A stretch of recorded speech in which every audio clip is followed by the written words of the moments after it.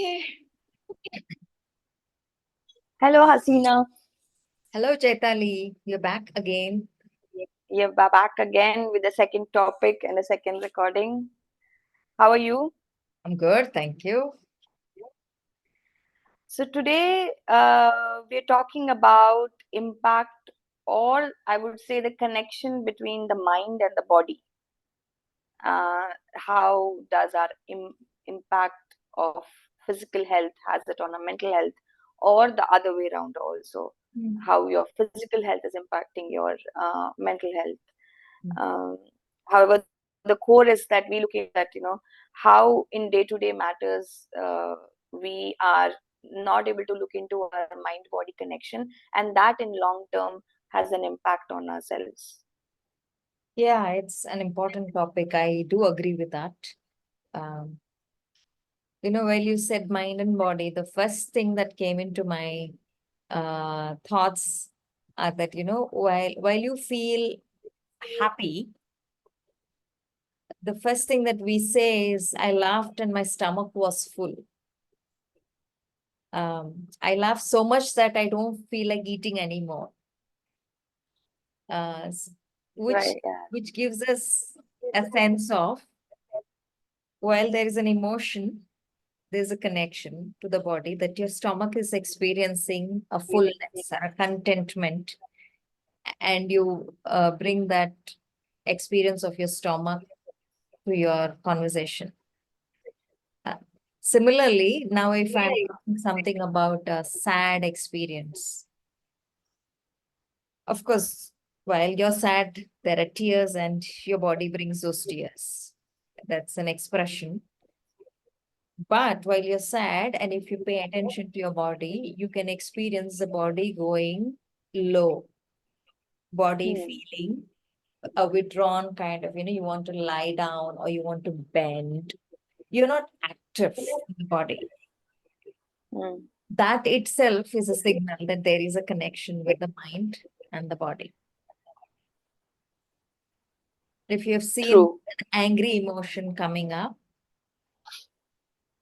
you just see your body is raising. You can experience the raise, you can experience the rush in your body, and the body is asking you to bring a change, which means there is a need that needs to be addressed. And Hmm. how you express is a different story altogether. But Hmm. there is a raise in the body. So that's, True. yeah. One of the earliest signs, or when learning mental health, I realized the two examples that has always stayed with me is that when you blush, what is happening? It's an emotion. How do you know the other person is blushing? The face turns red, the cheeks turns pink, and that's an instant reaction of the body on the other person's face. Um, and that shows how your feelings and thoughts are so intricately connected to the body physiology. Yeah.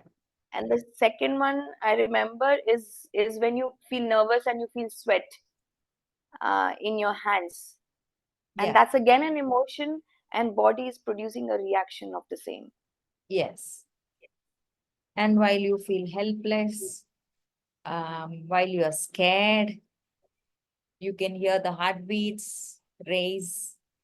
You can see that suddenly something has arrested you. You're not able to move. You're frozen.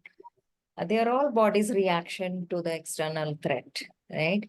So there is a connection, and I think it's all coming from a space of to protection, or a space of giving us signals, or it's an intuition. It's a sense of making meaning without having some specific words or language, or even without having a sensorial experience. Even before the sensorial experience, there is some sense like, okay, this is what is happening. We just don't know how to name it. We Mm, just feel that experience in the body. And that is, I think that's a creative part of the human body, mm, which is not often accounted for, even in therapy. Uh, yeah. In therapy, we have learned to go into pathology all the time. What has happened in your childhood that this has impacted? We go back to the stories. Yes, of course, it is important. But there is something in the present that I'm experiencing you, and that's beautiful, and that's coming from the non-verbals. Um, I sense you in some way that you know that either you're very much in pain or you are having a pleasurable experience, both pain or pleasure. And that is a sense that you make out of the relationship, which is coming from the body. Mm. And more in this modern society, the aspect is to numb it, and Yes, that's why we don't experience it. yes, yes. Um, I think in the agricultural era that we lived, we needed a lot of muscle memories.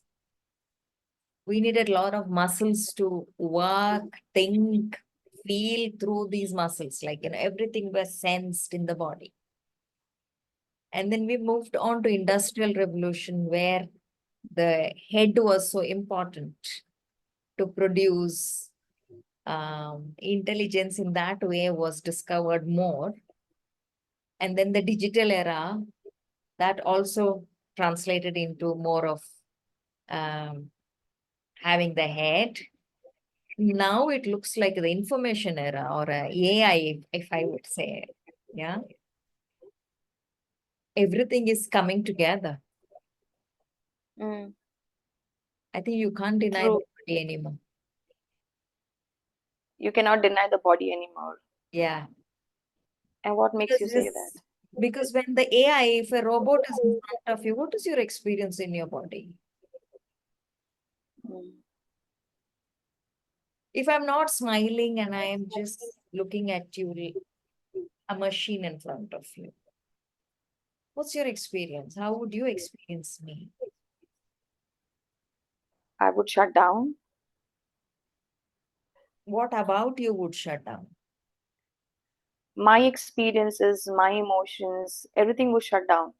And then I'm mirroring the robot. So you have only the robot's movement impacting you. You're not having that, uh, I don't know what word to call that, a spiritual experience of a human. Mm. The connectedness. Yeah, the connection which we cannot really put a finger onto it. We can use the word connection, but what is that connection? How are we connected? That the feeling that we have of togetherness or a feeling of content, I don't think you would have that experience with a robot. And True. you cannot numb it and you cannot stay long with a robot. You need a human, or at least you will resort to a nature Mm. to have that human experience or to have that spiritual experience. True. Yeah, I that's think this also comes from the fact that we have been ingrained that you as an individual is important, but not the interconnectedness between the other person and the you. yeah, So you can live alone, but that's a myth. it's You very cannot live alone. no, no. And I think the self has been blown out of proportion now in the digital era that I can live by myself, I can do everything myself. I have a robot that is enough. That's not true. This definitely something missing when I'm living by myself. There's a need for interconnectedness and interpersonal relationship. There's a need, that's why we experience so much of diseases physically as well as mentally.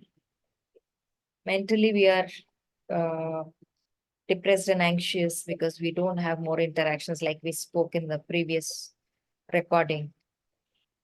And physically also we feel like our body is taking a toll of that helplessness that we are going through of being alone and and having the pressure to take care of oneself. If something happens, we say, okay, you have the accountability for yourself, you have the responsibility for yourself, now you deal with it. That's not how that's not how it happens. So you're saying you cannot take care of yourself alone. You need somebody to take care of you together. Like you're responsible, but you need somebody also around. Yeah, it's a mutual contribution to each other. Of course, I would want to take accountability for my health. And that's where I'm asking for support. That's accountability I'm doing. When I'm asking for support, I'm asking the person that, or a person, or a system, or a group, you know, can I be here? This is what I'm going through. Can we help each other? That's how we come together. It's a community. So what I'm hearing from you is that when I am not saying aloud what I am feeling in the moment, um, with the person, or in a different context, going back again to the person in a different way and saying this, see, look, this is what I felt, this is what happened to me, is where we do a wrong towards ourselves and our health. Can you specify this is what happened to me? Like for example, somebody has hurt me, Mhm. and I'm not able to tell the person that, you have hurt me. So Mhm. you are saying that when I'm not able to do that, and uh, I'm losing the connectedness, and then it impacts me because I'm not authentic in that space. Absolutely. I can give you a recent example. My encounter with my friend. Um, I suddenly felt I just don't want to talk to her. Mm. I don't know why. I don't want to talk. Where I would have frequent interactions, and then I felt indifference towards that person. Okay. And then I'm asking myself, what is this I'm feeling so indifferent about this? And then after 3 days, I met her.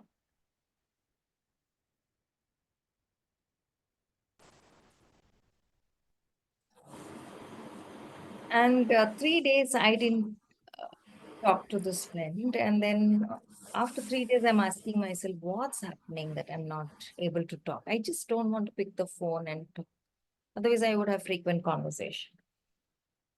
And then I realized while I was with this friend for 2 days, I felt I was constantly thinking about what she needed, whatever has, in a way that I was pleasing.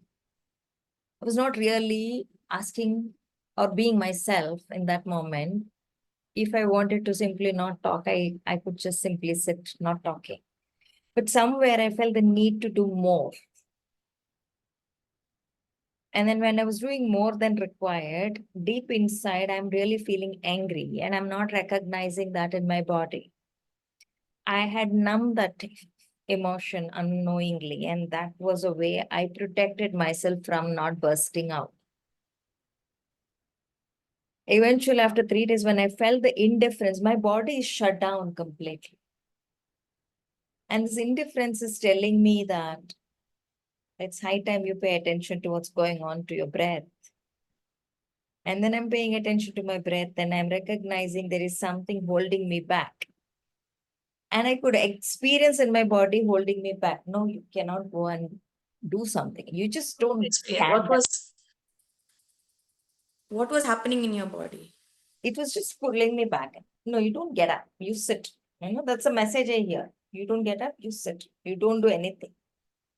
And I caught myself browsing on the internet. I caught my, social media, watching some series, casually reading, whatever is. I'm not moving. The movement is not much. Otherwise, I would move a lot.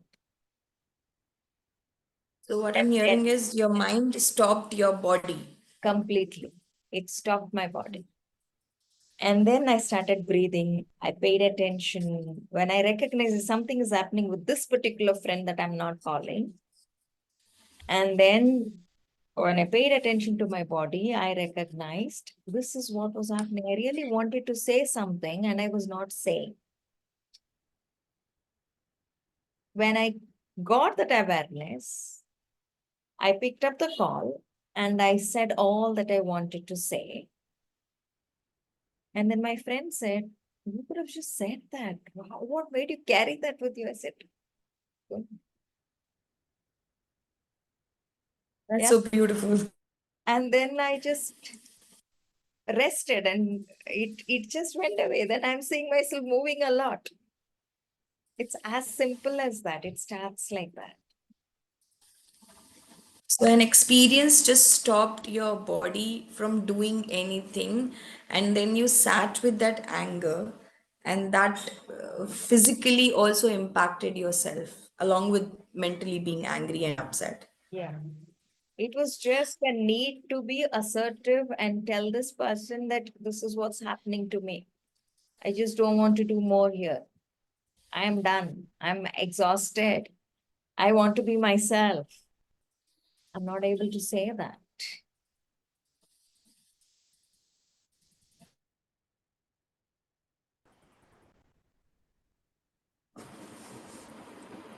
Your body is really beautiful. How does so if I have to ask you, how does this experience a common man can experience in their body and get conscious about it? See, one of the common language today, I see a lot of yoga coming up in every nook and corner. It was their ancient method of taking care of the body. In every spiritual ways, it was there, ancient ways of taking care of the body. If you look at tribal experiences, they had a lot of dances in their day-to-day life. Even they were doing a lot of movement, muscle work. They still had dances together, the folk dances. Folk dances, Similarly, yeah. ancient ways of taking care of the body is paying attention to the muscle memories. In yoga, there are many methods. Yeah. You can see it is growing immensely now. Even in the West, it's not only in the East, even in the West, or it's universal, it is growing. It's because people started recognizing our body is not really doing the job that is supposed to be doing. The more we got into our intelligence in the head, we we somehow went into the other extreme of the pendulum or the spectrum. The body was completely parked and we went into the sedentary way of working because our head was more important than the body work. And the body work was given to some people in the hierarchy. So what happened? People started listening to the body. And then body took the toll in many ways. And now it is coming to our awareness. The more we are in the digital era, we are recognizing our body is aching while we are sitting in one posture in front of the digital world. We can feel the pain on our shoulders, our neck, our chest. And then we want to do some movement. And the more we do movement, we recognize how many emotions are repressed in our body parts. So the best way to start paying attention to body is to pay attention to your breath and see how shallow is your breath. Can it deepen? While you're expressing your emotion, do you experience your body is feeling a sense of harmony? Even while you're crying, are you crying shallow or are you really crying? Or while you're angry, are you asserting from your body is it congruent that what you're saying and how your body is expressing, is it congruent? And it cannot be all the time. Like how I said, I encountered with my friend. It cannot be all the time the same. We always encounter these defenses coming and protecting us. So paying attention to the body is very, very important. To start with this breath work, I would say. What are the physical issues that today people can relate that, there's somewhere mental health connected to it? Yeah, One is you mentioned about the sedentary lifestyle and how it's only leaving us with head. and not connecting. If I have to also say that, because of my life experiences or whatever, I've also realized that for longest time I was in my head. Yeah. And now, after a lot of work and experiences connecting, I've realized how I'm connecting to my body also. Yeah. Um, So there are two ways of looking at it. Psychosomatic illness is what it is called in therapy language, which means psycho is mind and soma is body and psychosoma connection, right? And there are n number of ailments that is mentioned. Skin diseases, some of the skin diseases, some of the ailments in the body, all that. We are not entering into that area. But if I were to put it in a simple language, if you observe children, the expressions are all with the body because their language is not yet developed. And they're so good at expressing using their body. And catechists just get what they're meaning. Or we clarify, is this what you want? And when they start getting language, their body speaks more than their language also. The more you grow up and develop, they have their body energy and they play. Children play a lot. And through play, they develop a lot of skills, a lot of understanding about how to be with each other, how to adapt to rules, how to be in a difficult problem solving, decision making. Play is such a beautiful blend of body and mind. What happens eventually? We stop all of that. And whatever that has impacted during those growing up period is definitely part of arrest that happens in the body. That is one way of looking at the body issue. But body is not that resourceless. Body is very resourceful and very strong. It has more options than we think it is. So when there is some amount of body arrest that has happened in the childhood, we don't need to say that because it has happened in the childhood, it is going to be there. No, that is one part of it. We don't need to even discover whether when it happened, why it happened. No, that story is not important. The content is not important.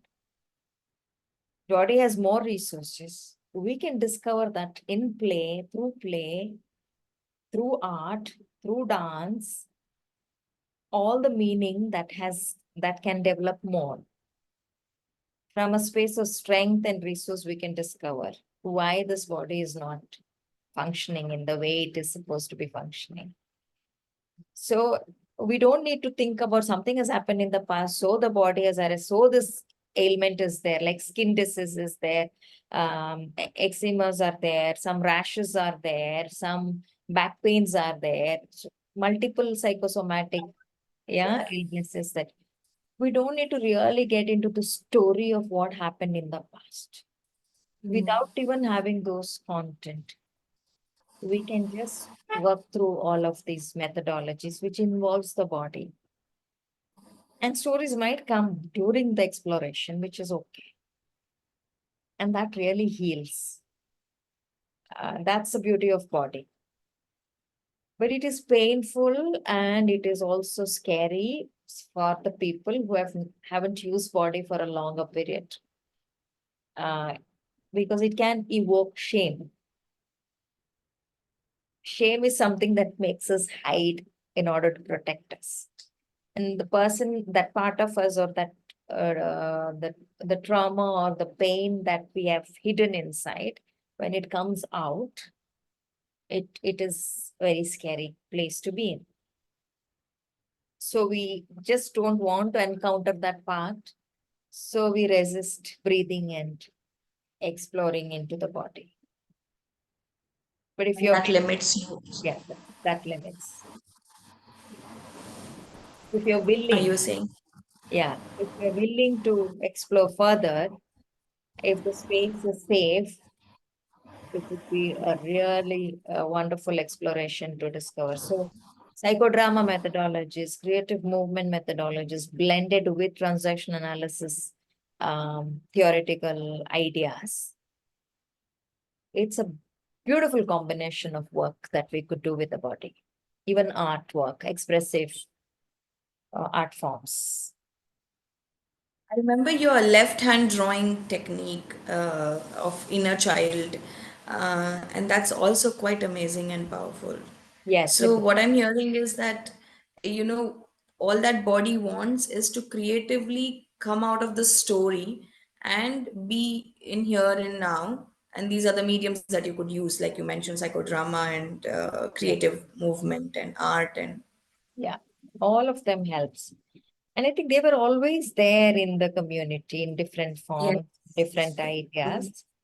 And now we yeah, are naming it different. Like, if you observe children, like Moreno has told, if you observe children play, they do the role plays. They talk like how their mama talked, how their dada talked, or they do all that. Whatever has happened at home, they replay it in their playground. true, And they create their own way of dealing with those instances that has happened at. true. And that's where the psychodrama idea has developed by Moreno. Uh, so it's always there in front of us, and we don't pay attention. True. It's also the inhibitions, right? Because this is the right way, that's the wrong way. It's always blocks us from experiencing and experimenting in the moment. Uh, the joy of just trying it out, like just doing it, Yeah, you know.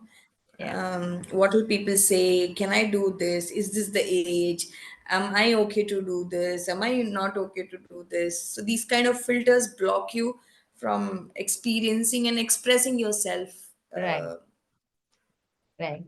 So just now, if you look at the body, I was sitting in one position and I saw myself, my feet was tight, held like this, and I was not aware I'm holding it. I felt a sensation in my breath, and then I wanted to move my body, and I moved. When I moved, there was some relaxation that's happening, which is telling me it's okay, relax. You can go slow. You can talk slow. Yeah. And my feet started relaxing and I'm grounding. So when we are tensed, when we are supposed to be doing certain things in a certain way, then there is a message that tells us, you're supposed to be doing this in the right way, like what you Yeah, said.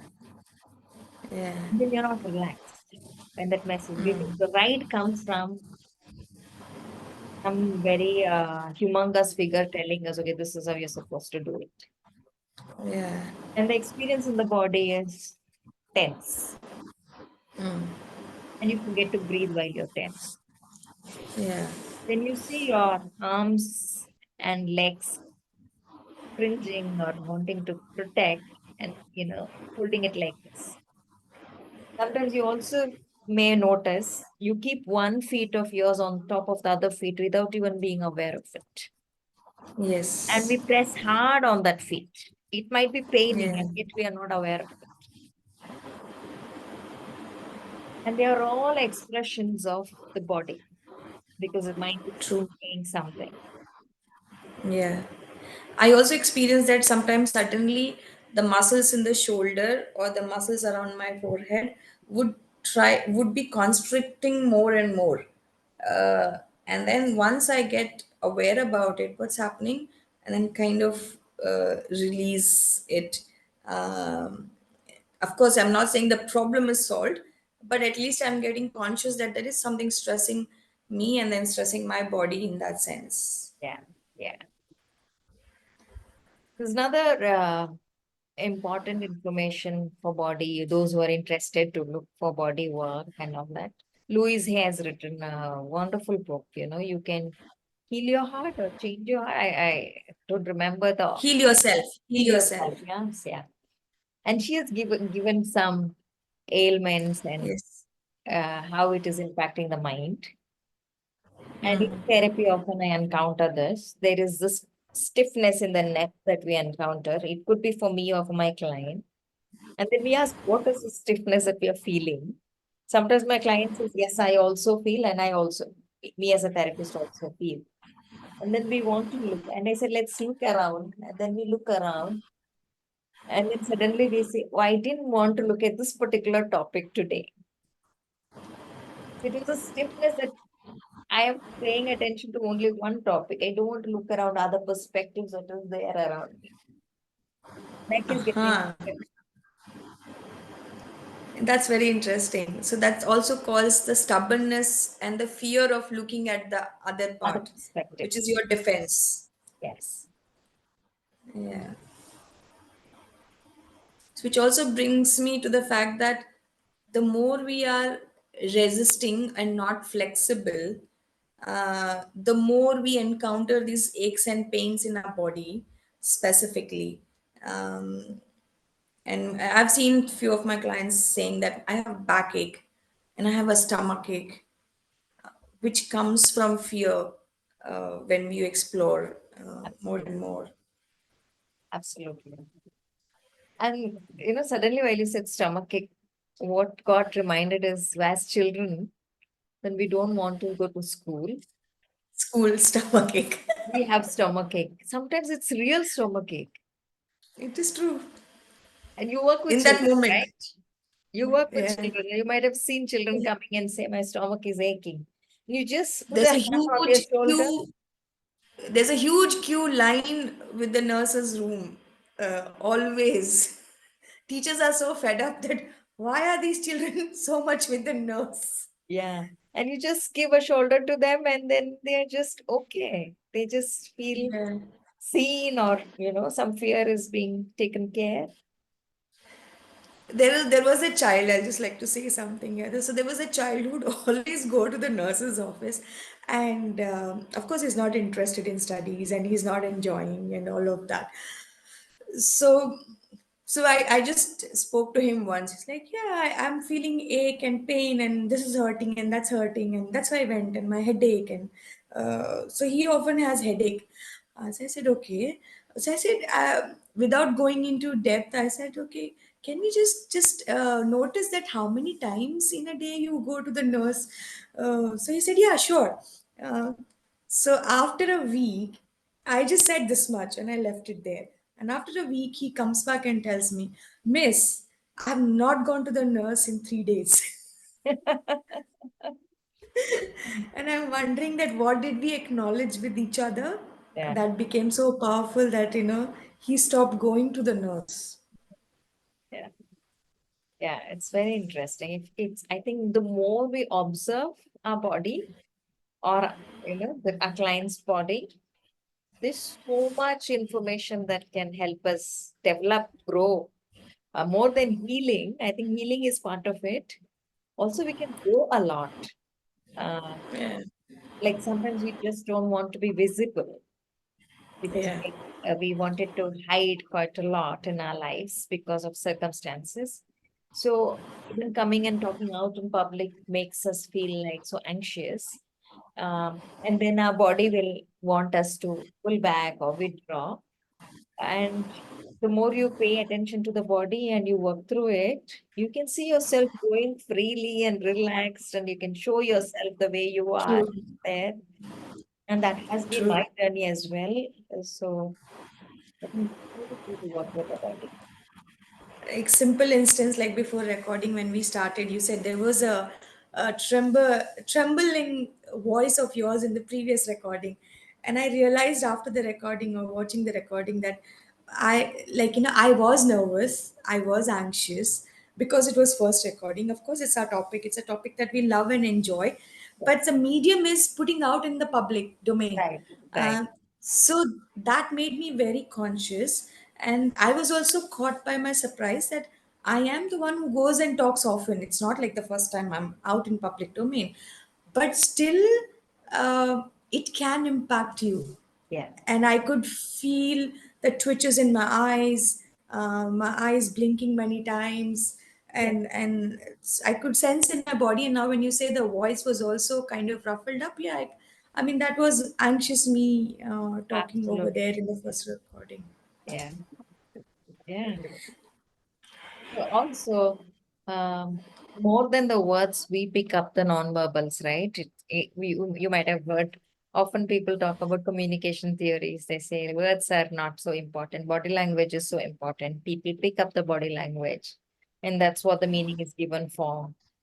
Um, Despite having all this theory with us, uh, we always, well, when we say body language is important, we always pay attention to how the body language needs to be in a certain Communicated. way communicated. Like, am I talking? My hands are inside the pocket out.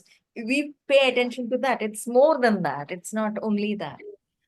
Uh, I think it is about what's happening inside of you that this body is expressing in this way, or what is a thing that is happening outside of you that the body is protecting you from. So it either inside or outside. Body is the medium, right? To communicate whatever Yes. inside body communicates, or what is happening outside body communicates to us inside. It's a mutual True. and it's a vehicle for us. So This brings, yeah. unless we don't look at this vehicle, how can we even recognize what's inside or what's outside? So unless we look at the body as a vehicle and understand what's happening, then how do we recognize what's happening? Yeah. That brings me to the second question. So today, people love the word as stress. Essentially, what we've been talking about is stress throughout till now, that how that impacts your body, day-to-day stresses. How do you see that phenomena in today's world with today's generation and impacting people's life? Some videos that I see on Instagram, little children talking about stress. They use the word stress. Maybe they know the meaning, we don't know what they know. But there is a real huge difference in the way stress is understood. Stress is understood 30 years ago, 10 years ago, and now. Toxic stress, these words are so easily used. True, Trauma, true, toxic, stress. Very easily. It's one of the word that you everyday vocabulary it is. true. Earlier, it would come rarely in our vocabulary. But today we call, and even in a casual interaction with your friend or your family, oh, today I was so stressed. What am I giving information to my own self every time I'm using these words? That was a trauma today. This happened to me. It may happen. It can be the truth also. I'm not denying the fact of it. But are we really conscious of using these words? And how it can impact us in our body? The more I'm using, I'm stressed, I'm stressed, I'm stressed. What am I saying to myself? What is the meaning I'm giving to my nervous system? As I say, I can feel the breath that I'm taking, deep breath. Doesn't mean I simply would want to say I'm relaxed. But I may just say that, yeah, it was well, it's okay. There were here and there some problems, which is okay, this reality of life. Uh, Somewhere there's a fantasy rotating around life so that we call everything as a stress. Said this, the word perfect came to my mind. Is this the fantasy of perfection that everything looks like a stress? Yeah, I think so. Fantasy of, see, if you look at, I'm not criticizing people who are living in this lifestyle, but I definitely have a opinion on that. Um, if my house is not decorated the way the magazines show, or if my wardrobe is not filled in the way the magazines are showing how it is supposed to be filled in, or your work clothes, your holiday clothes, your ceremony clothes, your compartmentalized, and you want to live up to that every day. If you're not going for a holiday abroad, or you are going for a holiday only to some pilgrimages, or you're going for holidays to some hill stations, everything is seen as a political outcome these days. If I'm not that perfect, maybe I'm a middle class earning member, I can still be at peace with whatever I have. But I will always see my development and growth in terms of the class and the money and the holidays and the wardrobe and the house. Then I don't think I will ever be in peace.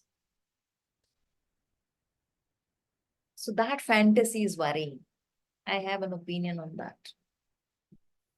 And I am myself worried about my own self. Like, unknowingly, am I getting there? And that may bring in all the pain in my neck and my shoulders and my body. I might get exhausted. I don't know what I want then. It's never enough. True. It's never enough. How does this translate? Like you said, it's a general societal life experience that you're talking about. How would it look like in a relationship space between spouses, between parent and the child? How would that translate? See, when I'm not feeling content with what we have in relationship, what we have with our luxuries, or we don't have an opinion of what luxury means to us. Rather, we have an opinion of what luxury can mean to the world. And we want to live up to that world. Then it will have an impact between spouses and children and parents, because we are only focusing outwardly. That is how we are supposed to be. What is it here? What is it for you and me here? How much is enough? What is enough? What makes us content? Uh, okay, I don't have this. Without this, is that a need? Is it a necessity? Is it a want? Is it it's okay for me to have all that. I'm not denying. But then what is it that we really makes us feel content here? Can we have a conversation on that? So if you're not willing to have such real conversation in our lives, I'm afraid we are living in a life of what movies are projecting onto us, that we are supposed to be living that perfect fantasy life. And who are benefiting from that? Pharmaceutical industries maybe, or any other industries. This is very. I did not think of pharmaceutical industry or for this part of this session, but I'm glad that you brought this up. That today we see a lot of over-the-counter selling of anxiety medicines, sleeping pills, even depression medicines have started getting given up on the over-the-counter uh, shelf. And what do you make out of it? What do you feel about it? And that makes me quite worry. Like it puts me in a worrying state that as a professional, that that can harm you. uh, these pills can harm you. These pills can make you dependent and impact you in a lot of ways. Yeah. See, stimulation is an important need of a human being, right? As a baby, you want a stimulus. As an adult, you want a stimulus. Now we have overstimulation. All the time you have stimulations to your brain through mobile phones, through televisions, through movies, through um, ask, work, everywhere, constant stimulation and constant recognition. That's overly done. That leads into no rest for the body. There's no there's no empty space for the body to just for the brain to relax. Yeah. And so what happens? Boredom come easily because of what's the next. When I'm saying you can feel the body, restlessness. I can feel anxiety. Feel Yeah. that? Yeah. And I'm doing this. That's a sense I have in Yeah. my face. I'm Yeah. playing for you, how I feel in my body when I'm saying that. Yeah. And Yeah. this anxiety, how do I calm them? The easiest way is to go. Bring a pill, take it. That's all. Who's benefited out of this? All those industries that I mentioned earlier. And we are losing ourselves in the process. And everything is made so easy that we feel boredom so frequently. So we want to stimulate ourselves with buying too many things. We get a consumerist attitude. And the impact is again on our body. We have too much food, too many clothes, too many luxuries on the one side of the world. We don't have food and don't have shelter on the other side of the world. True. Two extremes. Yeah. And in the middle, there are few people come out of a lot of difficulties, was made a place for themselves, earning for themselves, doing well enough according to the developed country's definition. And the other ones who feel the pull towards, gravitating towards that other extreme of wanting more and more and more.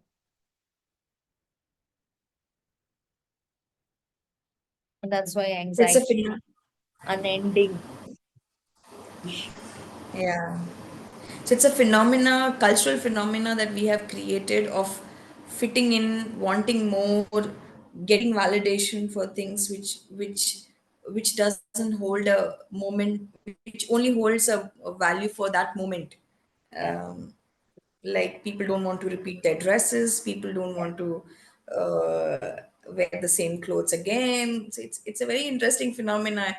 I remember as a growing up child, we will buy like once or twice in a year clothes. Now I can buy any day, any moment. So a It's, value for those, yeah. Sorry, I came in yeah, between. value for those things are diminishing. uh, I would treasure clothes for the maybe a year or a two because we've made that much effort in buying them, but now after 4 5 where maybe I don't value them anymore. Yeah. Everything, every ornament, every jewelry, everything, it's on your fingertips. Yes. It's scary. The waste that is produced out of it is very scary. Um, and all that is theoretically available, sustainability theory, all that is available. It's not about lack of theory or lack of knowledge. It's about the stimulus and the recognition that is constantly needed to belong and fit in the world that we are living in. It's creating more trouble than the childhood trauma, I'm saying. Yeah, I agree. I agree. And the waste, the word that you made, it brought up, it's a waste. So we are putting and consuming waste into our body, and we don't realize that by our choices, by the simple choices, uh, are we choosing it or somebody else governing us to make us choose that choice? Absolutely. Absolutely. And sometimes, when I browse Instagram or social media, any of the medias, there's so many advertisements. And that if I watch that advertisement, it looks like it's a necessity. That's how they sell you. Yeah, and then I take a breath and then ask myself, how is this a necessity? It makes easy access, like, everything I put it here only. I have some cupboards, some racks and everything. It looks like, oh, it would make my life easy. But when they come home, I unpack and I keep it. Then after a week, I feel that, oh my God, such a waste of space. Why did I buy it? Why did I buy? And that's not a easy feeling to sit with. The waste phenomenon itself, electronic waste, um, cloth waste, textile waste, and we are recycling. Yes, there are some people really willing to recycle into some other products. Again, it's building products, right? Yeah. How does one take care of the body when one is sensing all of this, being anxious or not realizing? What are the few things that we could do on an everyday basis or in those moments to take care of ourselves? See, how I take care of myself in my awareness is first always paying attention to my breath first. Because without breath, I am not alive. Breath is the signal to tell me that I am alive. So if I'm alive to this moment, that is the best place to go. I breathe. I consciously breathe. And then I ask myself, what is this breath telling me? If I am scared, am I looking for protection? Because that is calling for protection. If I am angry, am I looking for some change? Do I want to say some asks or say something or do have some, I need some help or I want to ask for help or I want to say something to someone that I didn't say. So some change. If I'm feeling sad, is there a loss I'm encountering? Did I lose something or someone? It's just a sense of loss. If I am feeling the joy, did I feel satisfied doing something or being somewhere or being with someone? So these are the emotions that guide us to ask some questions. In order to discover these emotions, we definitely need to breathe. And then in breath, the shallow breath, the experience of our heartbeat, the sweat, all this will tell us what's going on for us. Once I have got into the panic attack or the anxiety attack, then we need to definitely calm that down. And to calm that down, we need to use our sensory modalities, whichever is available for us. Visual treat, the smell part of it, to taste something, to listen to something, to feel someone, safe space. And then when the panic is calmed down is when you can start exploring what is beyond that panic. So it's a step-by-step process. Either we can do it by ourselves with the help of somebody, a friend or somebody whom we can trust, or a professional help when it is a professional requirement. That's how I would say that. Recently, I also realized one of my friends said, I cannot vent. I cannot wait. I cannot vent. I cannot When, vent out. huh? That's also a phenomena that recently, like you can see a lot of people having it, that venting is not seen as healthy. It's seen as weakness. Oh, it's such a healthy process to vent, right? But and there's also a boundary to it Yes. that you don't make the other person so, ruin the other person by venting so much. But to be accountable in what you're, of course, you can vent, agreeing. Yes. Today I'm talking to you because I want to vent. And how long can we Yeah. talk? Yeah. Yeah, and then there's an agreement there.